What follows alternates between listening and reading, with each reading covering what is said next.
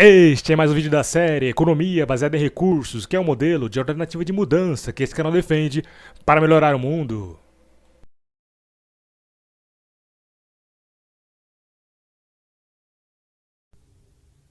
No EBR, o objetivo é atender a humanidade de forma que possamos preservar o meio ambiente da melhor forma possível, sem desperdício.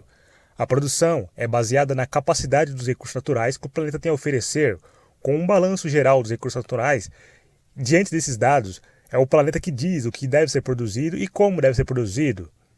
E como disse, não na expectativa no desejo das pessoas, que hoje, na maioria, são desejos fabricados pela publicidade e propaganda. Mas, ao contrário, numa EBR, os produtos seriam produzidos com responsabilidade e estudos prévios.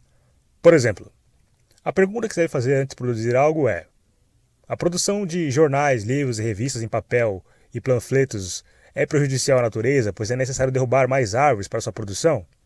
Se a resposta com estudos for sim, se deixa de produzir esses produtos e podemos utilizar e-books e iPads. No caso de produção de móveis de madeira, a pergunta que você deve fazer é: isso é prejudicial à natureza, pois é necessário derrubar mais árvores para a sua produção? Se a resposta for sim, com os estudos, se deixa de produzir esses produtos e se substitui por móveis embutidos ou feitos de outros materiais. No caso de bicicletas, por exemplo, vamos imaginar a situação hipotética que todas as pessoas do mundo queiram uma bicicleta. E a pergunta que você deve fazer é: nós temos recursos naturais para fabricar uma bicicleta para todo mundo do planeta? Se a resposta for sim, a gente produz. Mas se a resposta for não, a gente não produz uma para cada um. A gente produz o suficiente para uso compartilhado. E assim elas devem ficar em pontos estratégicos numa cidade, e se alguém quiser utilizar, a pessoa utiliza, e depois do uso deixa disponível para outra pessoa utilizar. E como sabemos que nem todo mundo usa uma bicicleta, sabemos que isso é perfeitamente possível. O mesmo seria feito com bolas de futebol, basquete, vôlei e outros produtos que ficaram disponíveis para uso compartilhado. No caso de relógio de pulsos, por exemplo, vamos supor que todas as pessoas queiram utilizar um relógio de pulso, o que nós sabemos que não é verdade, assim como o exemplo da bicicleta, mas vamos supor que fosse. A pergunta seria: nós temos recursos naturais e é viável produzir um relógio de pulso para todo mundo do planeta? Se a resposta for sim, a gente produz, mas se a resposta for não, a gente não produz, a gente deixa de produzir relógio de pulsos. Podemos ver as horas nos celulares, já que todo mundo tem um celular hoje em dia. E também serve como uma TV portátil, um rádio, um computador e muito mais.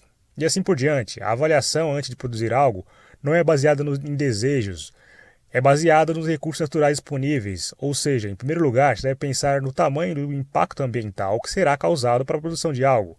No caso dos exemplos, desmatamento das florestas e mais extração de recursos minerais e outros recursos para a produção. E todo esse impacto ambiental que se agrava com o sistema atual pode ser evitado quando nos baseamos nos recursos naturais antes de produzir algo. E também se deve pensar na real utilidade e necessidade de tal produto para as pessoas. E em cima desse princípio, buscamos alternativas para o benefício coletivo, de forma que não gere grandes impactos ao meio ambiente e ao mesmo tempo atenda à humanidade. E para se chegar a um resultado eficaz para essa produção consciente, os estudos seriam feitos com base em estudos científicos para definir o que realmente pode ser produzido e de que forma pode ser produzido, de modo que não cause grandes danos ao meio ambiente, e não como no sistema atual, baseado em opiniões pessoais ou em desejos fabricados.